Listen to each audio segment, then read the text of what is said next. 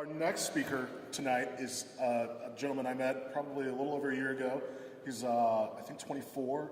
He had moved back to St. Louis from Washington, D.C. because he saw some of the work that was happening around fragmentation in this region and wanted to contribute. He wanted to contribute to his hometown. I'm not going to say too much else because I want him to tell his story. But please help me welcome Jake Hollander, the CEO, or the Executive Director and founder of STLStrong. This is terrifying.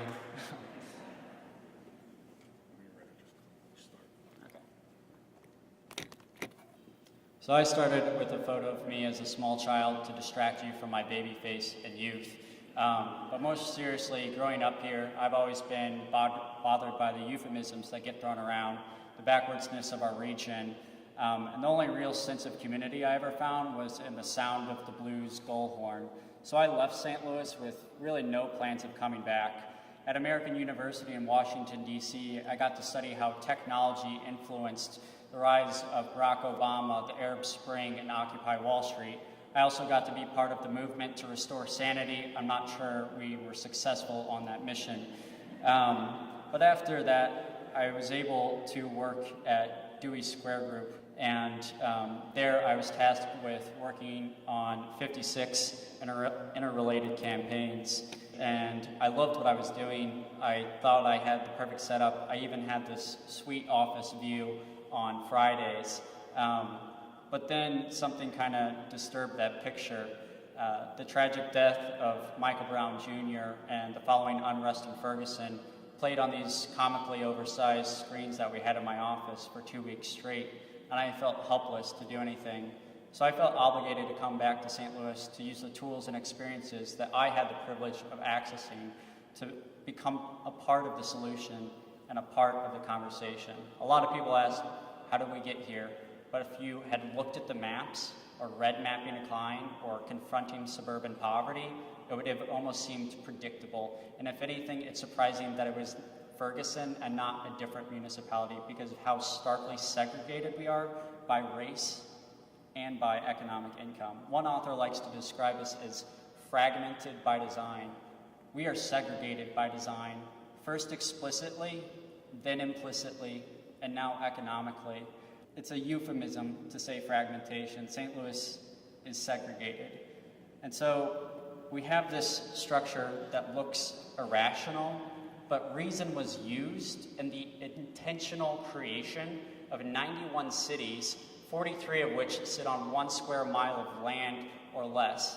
It does not follow a fiscally sensible logic, but a logic based on fear and a logic based on keeping people out. From 1930 to 1960, we saw the most proliferation of these municipalities incorporating, because you could no longer redline explicitly use incorporation as a means of shoring up tax bases and keeping out blight, which was a code word and a euphemism for black.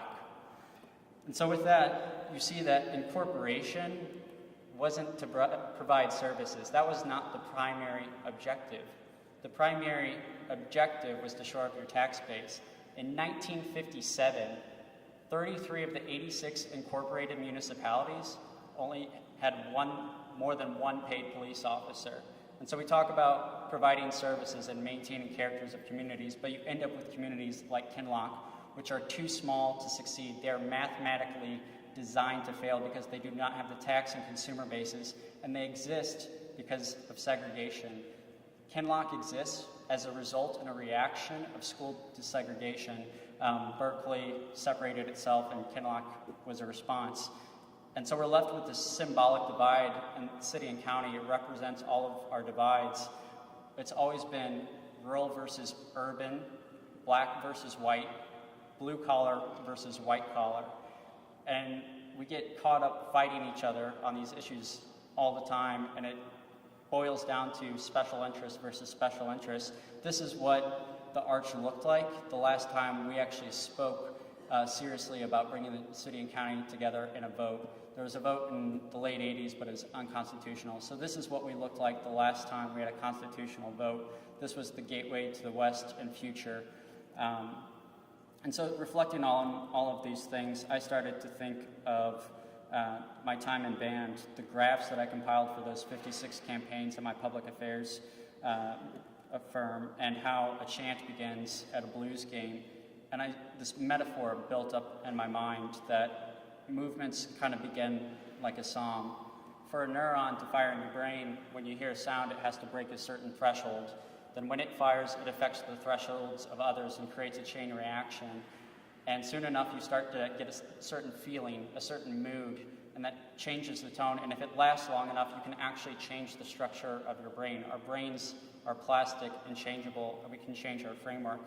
And the thing is, we are manifestations of these singular cells. Social media, data analysis, and technology has allowed us to visualize society as one loud, raucous conversation. But I like to think of us as a social symphony, because each of us, if we choose to think for ourselves, has the ability to become its own conductor. And so if we're to become the Silicon Prairie that the boosters like to claim we are, say we will be, then let's use that disruptive technology to disrupt the political status quo here in St. Louis. We can crowdsource actual policy. We don't need someone to come and tell us, here's our pet plan. We can start building these things together now. And so by creating digital and physical spaces for people to voice their opinions, we start talking about what is possible as opposed to what has happened in the past and what has failed. And when that's the conversation, you change the framework, you change the tone of the conversation, you change the mood, and the sense of optimism begins to emerge in our blues town. And so instead of having this genius leader and this genius leader talk about their pet plans, we get St. Louisans to start talking about what they want to see, what affects them personally, and from that, we can move our region forward and restructure the systems that have held it behind for 140 years. So the question is not whether or not necessarily we have the will to change, it's whether or not we believe change is possible, because that's what will change the tone.